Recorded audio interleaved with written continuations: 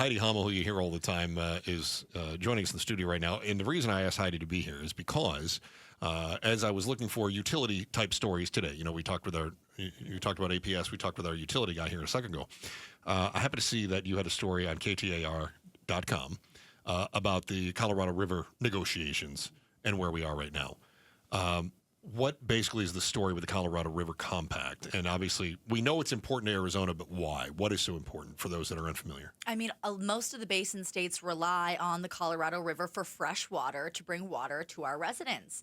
And so that's Arizona, California, Nevada, New Mexico, and then the upper basin states, Utah, Colorado, Wyoming, New Mexico, and even Mexico's actually a part of it. They get Colorado River water too, south of the border. And so the Water Watch story I did this week was about the U.S. Bureau of Reclamation came out and said that Arizona is going to have a continuation of an 18% cut to our Colorado River allocation. So this isn't on top of, this isn't in addition to. Okay. We already had an 18% cut and mandatory reduction, and now we're just gonna have a continuation of that next year. But so next year, the Colorado River operating guidelines expire at the end of 2026. So all of these basin states have to get together and they have to negotiate new operating guidelines, meaning who's gonna get how much each year. So that's kind of what the prior guidelines said, but now because we're in a tier 1 shortage, meaning our reservoirs are low due to drought and climate change, they're not filling up as like they used to, then this is when the Bureau of Reclamation comes in and say, here's your mandatory cuts. Now, there's mandatory cuts and there's voluntary compensated cuts. So Arizona's done a really good job of voluntary compensated cuts.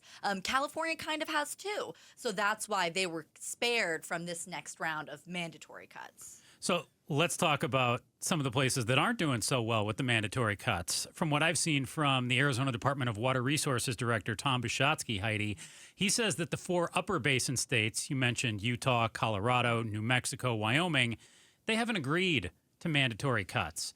So they're not taking it in the shorts like Arizona is. Does that mean that that 18% for Arizona at some point down the road is going to be more severe? Or like, how is it that they get to choose whether or not they take a cut, but Arizona has to take this cut and is trying to cut back even more? Well, all the states have to agree to the operating guidelines because they have to be signed into law. They have to be passed by our legislatures individually, then they have to be passed by Congress. And when Kyrsten Sinema was our senator, she was negotiating this a lot, and she said she negotiated for all of the lower basin states because she's like, I'm not just worried about Arizona, I'm worried about the Southwest. And so we really do all have to work together and agree to these cuts to ensure we have enough fresh water for our residents to live there.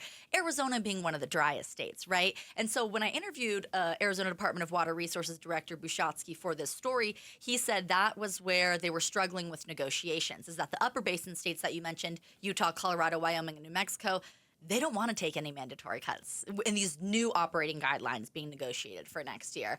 So he was like, we really want to see them budge on that because Arizona's taken plenty, mandatory and voluntary. So the hope is that because we've done so much already that we're kind of going to be spared or get our fair share, so to speak, in these new operating guidelines. So is there anything, I mean, it seems pretty obvious they don't want to give up anything because they don't want to give up anything. Is there anything else that we're missing as far as why those other states aren't negotiating?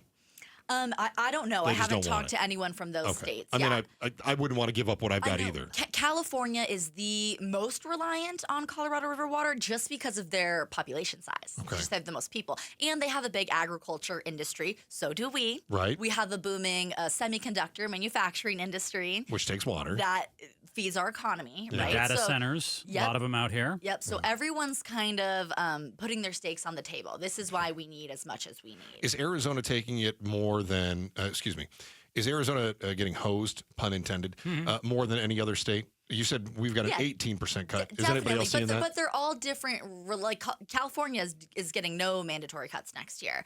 But when I asked Bushotsky about this, he said it's because they have senior rights to the river and they've done a good job with voluntary cuts. So that's why they kind of got spared this time. Okay. Who has the ultimate say with all of this, Heidi? Heidi Hommel joining us, our KTAR news reporter, talking about how Arizona is going to continue to see an 18% reduction of its Colorado River water allocation next year? Who has the ultimate say? How does this, is there a group of people who sit at a fancy table that's really long who decide all of this? So it's the state's elected representatives in Congress. So I'm hoping to sit down with Congressman Greg Stanton about it. I know he's been very involved in these negotiations for Arizona. I'm hoping that will be a Water Watch story coming up here pretty soon. And the U.S. Bureau of Reclamation, I don't know how much of a say they have, if they can be like, here's what California gets, here's what Arizona gets, but they are overseeing it. Who fights for Arizona? Our elected representatives. Okay. So Stanton's the only one who I've heard is involved in these negotiations. It was Cinema before. We had Senator Gallego on a little earlier, and he knew a lot about it. I don't know how active he is in negotiations. All right. Heidi Hommel, KTAR News reporter, real quick. You talked about the voluntary compensated cuts. What's that compensation look like? I don't know. Oh, but okay. It's federal money, federal dollars. Okay. Are we likely to see, as residents, any impacts of reductions? Whether it's this 18%, which of course we've already accustomed ourselves to now, but in the future, if we have to take more cuts, are we likely to see anything change from a residential standpoint? So Bushotsky said with this 18% continued reduction, it mainly impacts agriculture, the farming, right? And he said agriculture is already really good with their water. They're about 80% efficiency. Drip irrigation will get them to about 90% efficiency. Okay. So we could always do more. And residentially, we could always do more, right?